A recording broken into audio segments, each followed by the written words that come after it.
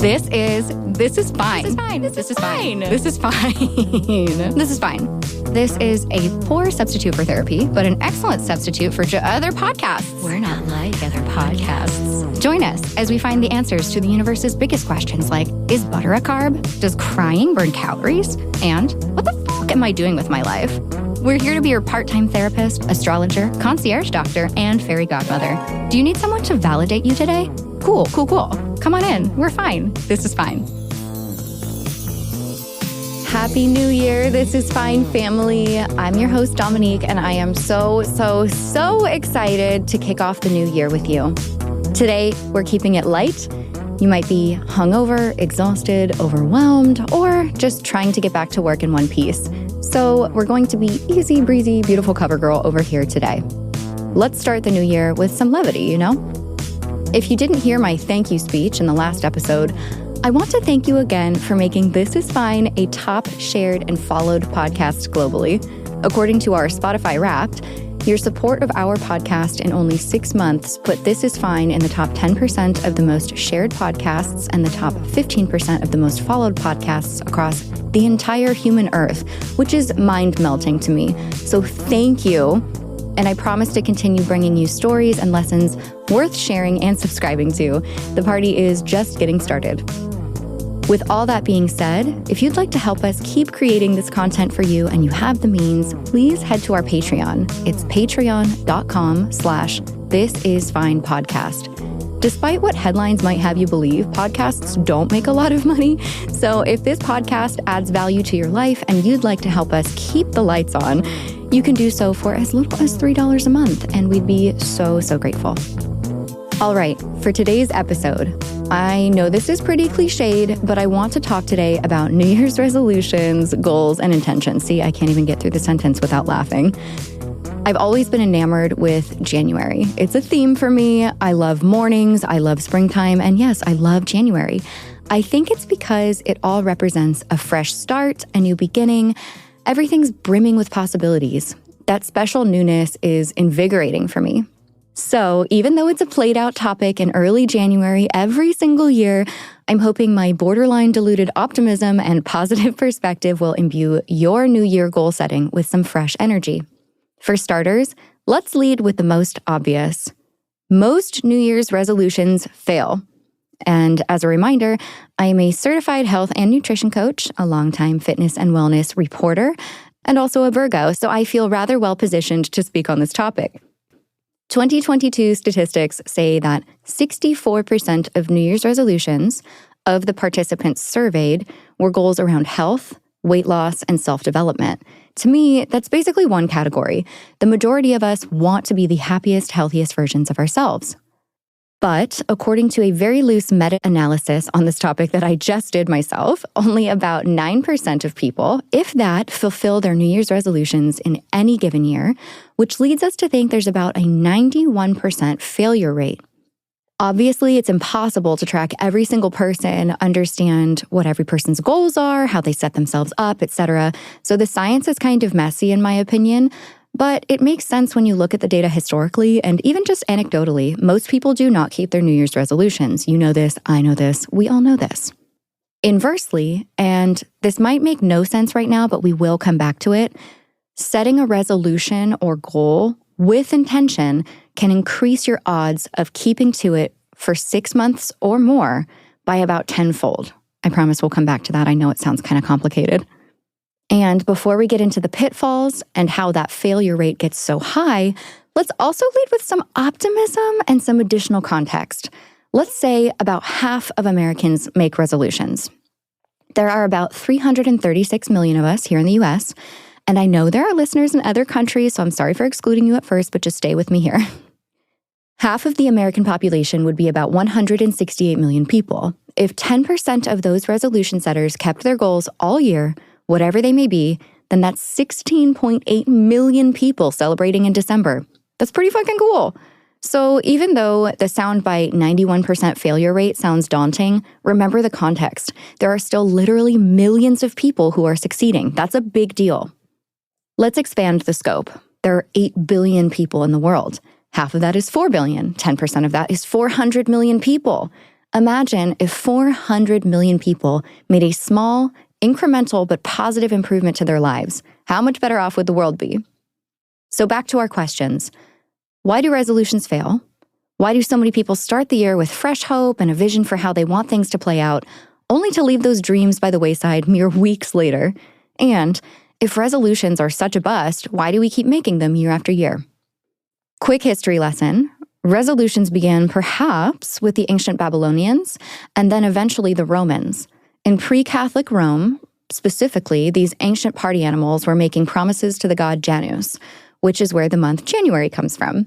Janus was the two-faced Roman god of beginnings and endings, transition in time, and doorways and passages. There are a lot of pretty cool themes here, and I love looking at January as a doorway to a new life chapter and a special marking of time and beginnings. This also highlights the fact that there has to be some significance to resolutions, especially if the tradition has lasted about 4,000 years. There's a 1947 Gallup poll of the top 10 resolutions in the US. I'm going to read them to you with a little note after each one marking the category I think each one fits into. 1. Improve my disposition, be more understanding, control my temper. Self-improvement. 2. Improve my character, live a better life. Self-improvement. 3. Stop smoking, smoke less. Health. 4. Save more money. Career and finance. 5. Stop drinking, drink less. Health. 6. Be more religious, go to church more often. Self-improvement/spirituality. 7. Be more efficient, do a better job. Career and finance. 8. Take better care of my health. Obviously, health. 9. Take a greater part in home life. Self-improvement/relationships. 10. Lose or gain weight. Health. Also LOL at gaining weight being a top resolution in 1947. So, despite some nuance, these themes still ring true today.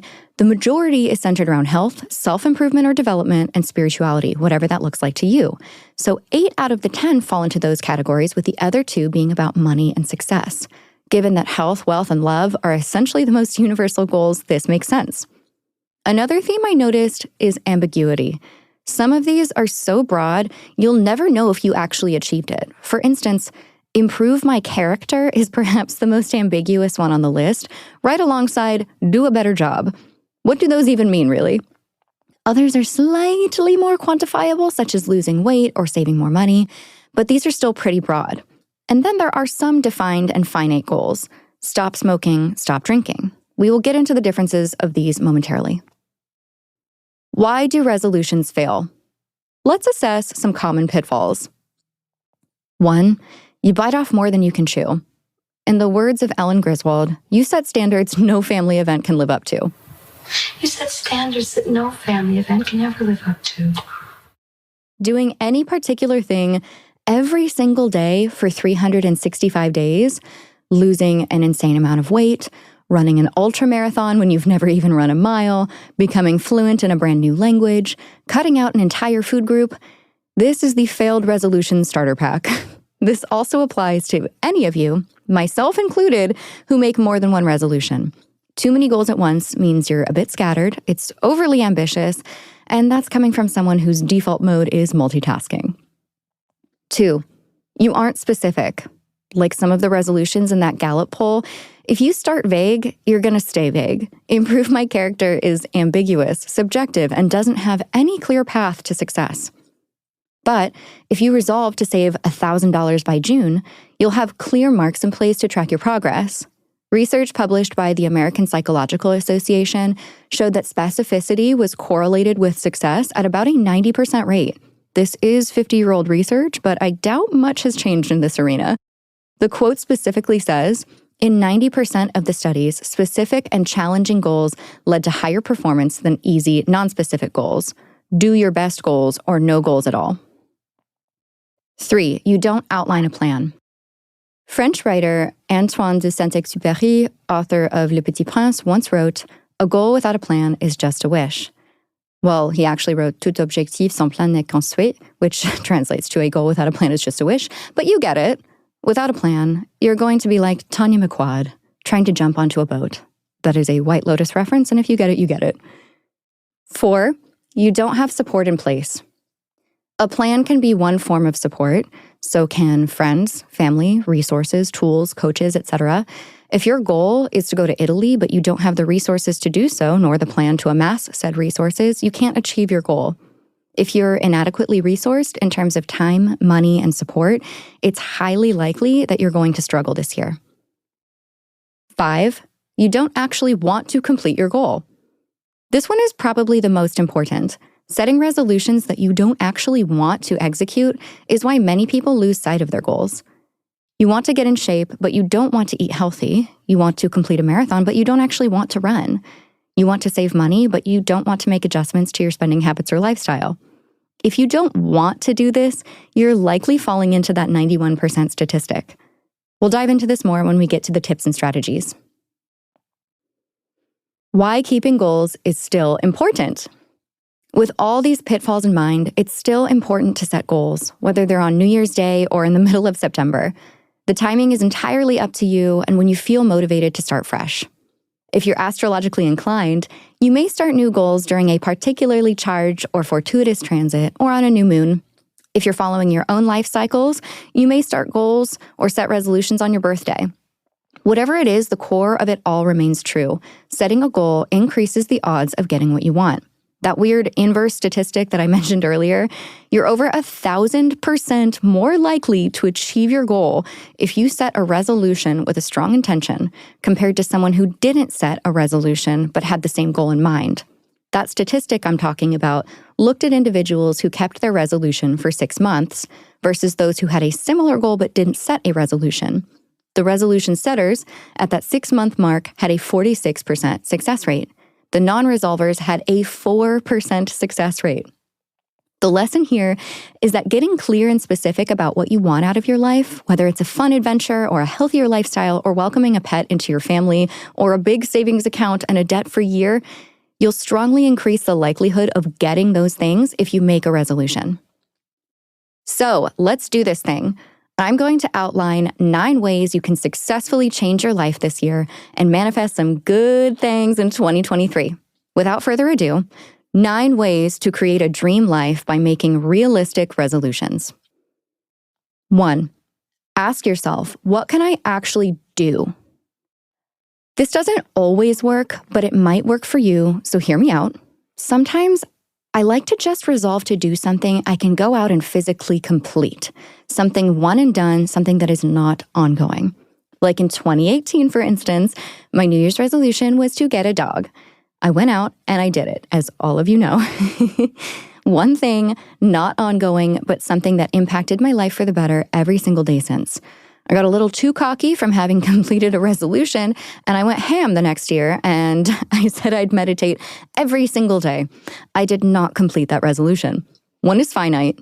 One is banking on the fact that you'll be available, motivated, ready, and uncompromised in any way for 365 days straight.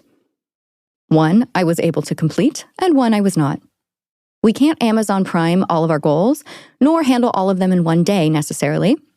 But the important theme for this tip is to give yourself a practical, tactical, concrete thing that you can handle, as opposed to something more complicated or abstract. Part of this simply comes down to being realistic with your capacity and having more manageable expectations. A lot of us tend to put a lot of pressure on ourselves, and as we discussed in our holiday/winter mental health episode with Dr. Gilliland, these expectations can leave us feeling really miserable and down on ourselves. Thinking about what you have the capacity to actually do is an act of self-kindness. Even if you have a more complex or lofty goal, you can take this approach. Let's say your overall objective is to get healthier this year. It's important to give yourself smaller steps of the things you know you can handle. That leads me to tip number 2. 2, break it down, start small, achieve, add small. Get the ball rolling with success and tack on other small tasks or goals to keep it going. Like the first tip, this strategy is keeping something finite and definitive.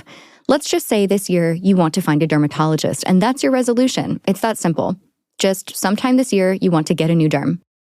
If you complete it in January, you might feel the elation of this accomplishment so much that you add on another goal, like booking a trip that you've always wanted to go on. Once that trip is booked or completed, you could add another goal. Resolutions don't have to look a certain way or fit a certain template. You're resolving to improve your life in any way that suits you. And honestly, getting a dermatologist and going on a trip both improve your life. And it doesn't require daily resolve to not eat sweets. This can also fit into a larger strategy, like breaking down a bigger goal into smaller monthly goals. One of my favorite ways to execute this is something I wrote about years ago for popsugar.com, which was setting a new goal for each month. They were all things that would lead you to feel stronger and healthier. For example, in January, you would try a new type of workout. In February, you would compliment yourself every day or once a week. In March, you would set a personalized strength goal, like lifting a certain weight or holding a plank for X minutes, so on and so forth. This could be a fun way for you to plan out the year while also keeping your goals small, attainable, and incremental. 3, get in touch with your why. One of my favorite coaching tactics I picked up with my precision nutrition coach training was the 5 whys, which is basically asking yourself why 5 times. Here's how it works. Write down a resolution and ask yourself why it's your resolution. That's your first why. For instance, if you say, my resolution is to work out, and you ask yourself why, you might say, because I want to be stronger. Then you ask yourself why again. Why do you want to be stronger? That's your second why. Your answer might be, when I'm stronger, I have more confidence. Ask yourself why a third time. Repeat until you've asked why 5 times.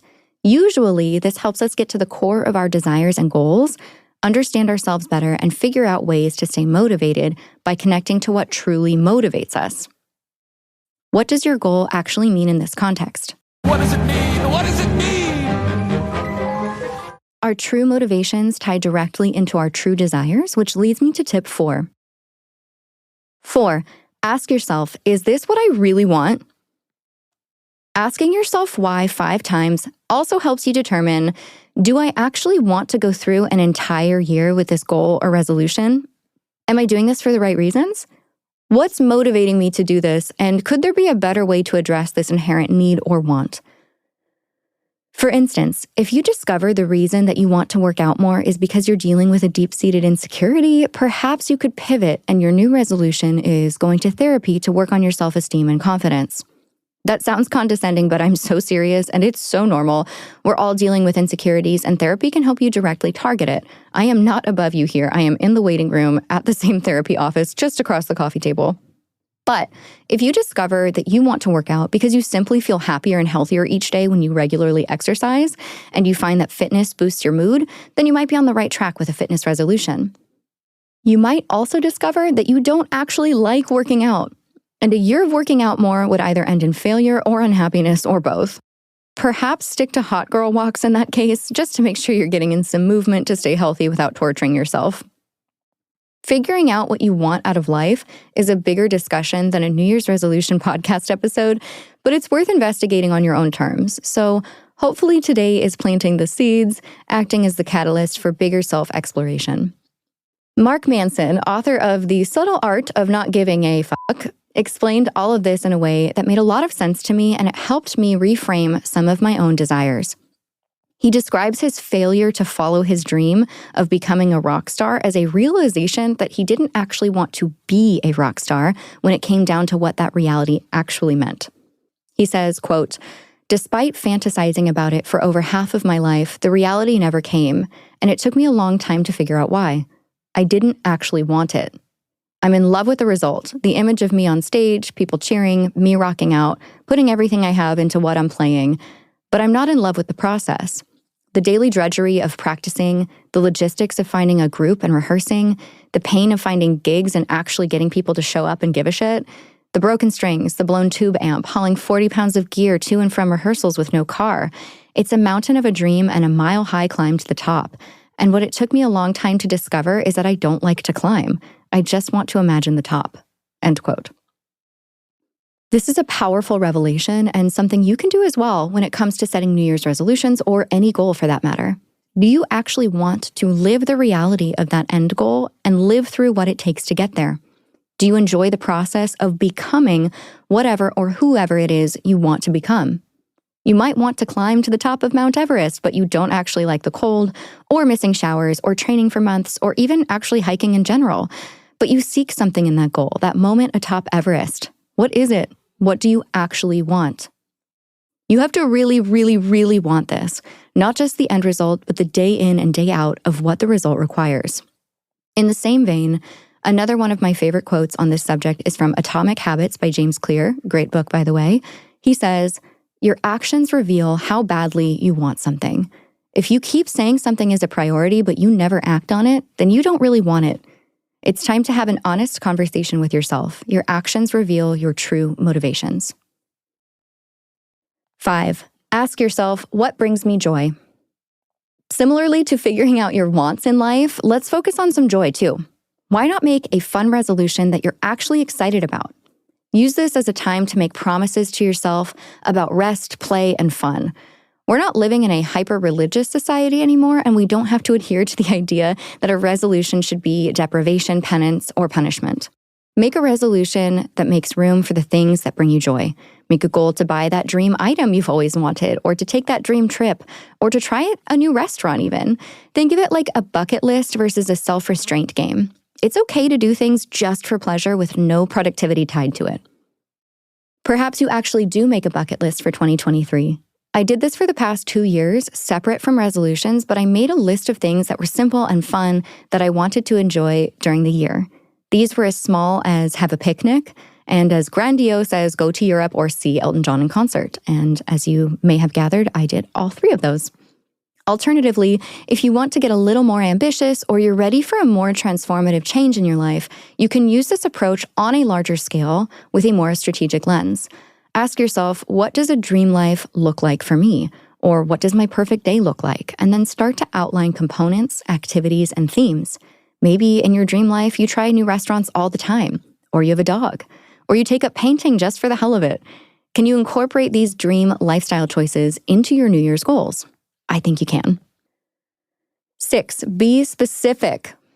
One of the dream killers in this resolution context is ambiguity, as we outlined earlier. If you're not specific, you don't have a real goal to achieve. The antidote, obviously, is specificity. Remember that research I mentioned earlier? It may be from 1980, but it's still relevant. In 90% of the studies, specific and challenging goals led to higher performance than individuals who set easy goals, do your best goals, or no goals at all. Setting a goal is a great start. Being specific is the rocket fuel to take you to the next level. If you want to read more, select a number of books and aim for it. Perhaps you keep it simple and say, I want to read 12 books this year, and you break it down to read 1 book per month. Or instead of, I want to meditate more, you say, I want to meditate 12 times this year. And again, meditate once a month. Or even, I want to meditate for 120 minutes this year. And you can slowly chip away at that numerical, quantifiable goal. Maybe you resolved that you're going to have more fun in 2023. What does fun actually mean to you? What specific fun plans can you make? Perfume school in the south of France in the summertime, an Angèle concert in New York in the spring. I don't know, I'm just throwing out options. 7, create a plan. In that same vein of giving yourself specific numbers and goals, you also want to set up a plan. We went over how lack of a plan sets you up for struggle, so the inverse is true. Good plans usually equate to success. If you want to save more money or pay off a debt, give yourself a number and add a date.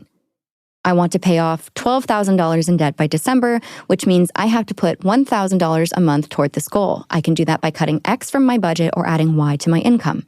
The more specific you are, the more strategic you can be. And I would like to point out that just because this is simple in its equation doesn't mean that it's easy to implement. I want to honor that this is a difficult thing to take on, but making a plan makes it easier. Let's say your goal is to run a half marathon. I personally don't love this resolution because my knees hurt when I run, but you do you. Also, this is an easy way for my brain to process and explain a plan. Your half marathon plan is intensive, but it exists and it's clear and you can look at it, understand it, and execute it step by step over the course of 6 or more months. If you're starting from ground zero, you begin with a month of walking and begin to adjust your sleep schedule so you can get up earlier for runs or walks, or whatever that specific schedule is for you. You can also lay out the rest of your walk, run, train schedule leading up to the date of your race. You can schedule the race. You can plan a weekend of events around the race if you're traveling to a specific destination. You can hire a coach if you have the means or download a training app. You can start to educate yourself on marathon training nutrition and start incorporating those foods and dietary habits into your own routine. Though the goal seems to just be do this one thing on this one day, there's an entire infrastructure that supports the goal, and you can customize this plan to ensure it works for you and then have the easiest time possible come race day. 8. Resource yourself. Goals often require resources. Most things we accomplish aren't ever truly 100% on our own, so in order to bolster your chances of success, it is imperative that you have an outline of what kind of resources you'll need. Resources don't always imply financial support, but that's pretty common as well. Most goals do require specific food or equipment, a class or a membership or lessons, perhaps coaching, and all that stuff costs money. Some goals need human resources, a support system, accountability partners, a running buddy or gym mate, a friend to vent to, a doctor, a therapist. Some goals need time as a resource, and you'll have to carve time out by moving some things around in your schedule, perhaps making sacrifices when it comes to lower priority time blocks in order to make room for this new priority. Some goals need material resources. If your goal is to learn piano, you need an actual piano to play. If you want to learn to bake, you'll need flour and eggs and ingredients and an oven. You get it. I feel like I'm mansplaining now, so let's wrap this shit up. 9. Choose your identity. Who am I? I don't know. Your resolution may have something to do with how you see yourself, which can actually help you build habits that lead you to your dream version of yourself, or at least a happier and healthier life. James Clear explains that deciding on what kind of person you want to be, choosing a specific identity, can determine what habits support that chosen identity. For instance, going back to the restaurant resolution, I don't know why I keep coming back to this one. It's not my resolution, but whatever. You might take up the identity of being an adventurous foodie, so going to new restaurants would be a part of your identity. If your resolution is getting a dog, you can take on the dog person identity or dog parent identity. If your resolution is painting, perhaps your new identity is I am a painter, or I am a creative person, or I am a person with rich hobbies. I won't pretend to pontificate as if I'm an authoritative voice of the people or some kind of sage, but as of now, I do believe our actions define who we are. If you believe this as well, then this Choose an Identity New Year's adventure supports this.